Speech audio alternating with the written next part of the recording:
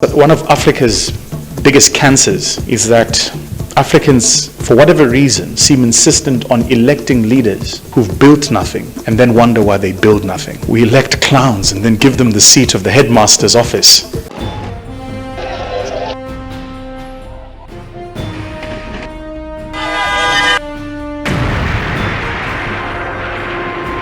The 5 leadership myths that have made Africa the most impoverished place on earth, even amidst massive wealth in natural resources. God chooses leaders and it's in charge of their affairs. This is one of the oldest myths in the many mythologies of leadership since man began documenting his history. Well, this is not exclusive to just Africans. However, it has continued to stick with the black man. Well, this has been the very bane of the leadership lacuna the continent has recorded over the years. It has given validity to every means leadership emerges in this part of the world, especially when it is totally crooked. The God factor in many things we do cannot be overemphasized though. However, for the mere fact we have the power to make choices, same extends the fact that we have the total liberty to choose who becomes our leader based on our convictions, sentiments, emotions, and even realities. There is no way the argument that God chooses leaders can ever hold in today's world. If one insists on such arguments, you will begin to wonder how absurd it could be. If God, as the all-knowing and omnipresent supreme being, is totally in charge of such decisions, how can he allow a section of people to decide to choose the very worst amongst them, at the same time seeking to escape a place where they are ruled by their very best for greener pastures?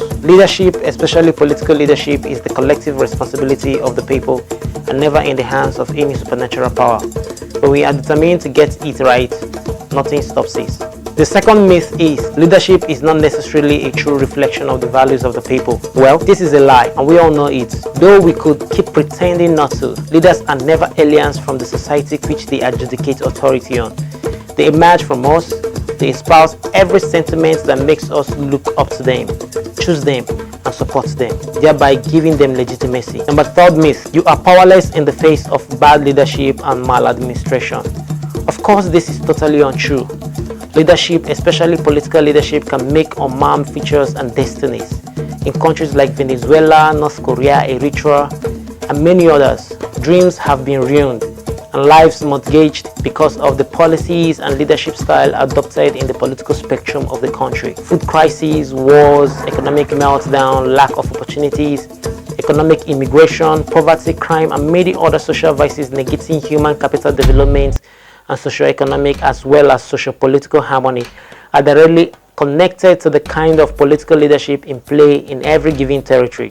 Therefore, leadership can make or mar you. You should always pay very close attention on who becomes a leader or the set of people that decides the leadership trajectory of your country.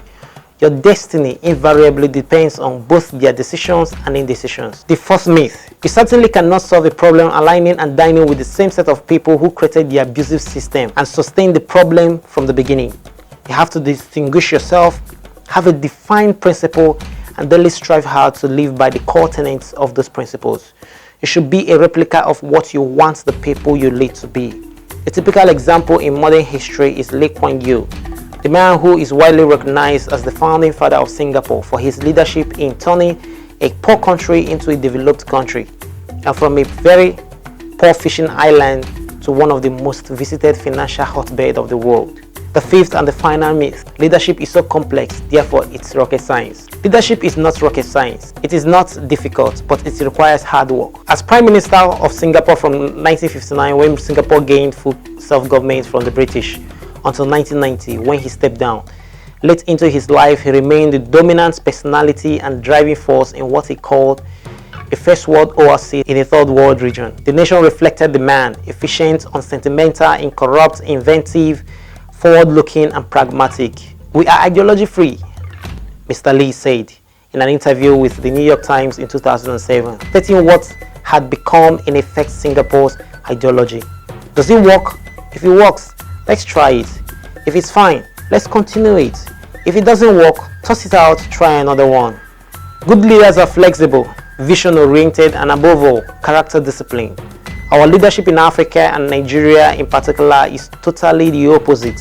At least, The last general election revealed the deep-seated polarized society we live in. If we want to get it right, we need to pause in retrospection and begin to self-evolve. We are our leadership, and getting it right begins with us. Join me every week on the COO. My name is Chike Obonna Oyenozochi, and every week I lead you through deep-seated discussions, conversations, spoil your mind. We need to start thinking to face the many problems bedeviling us in this continent.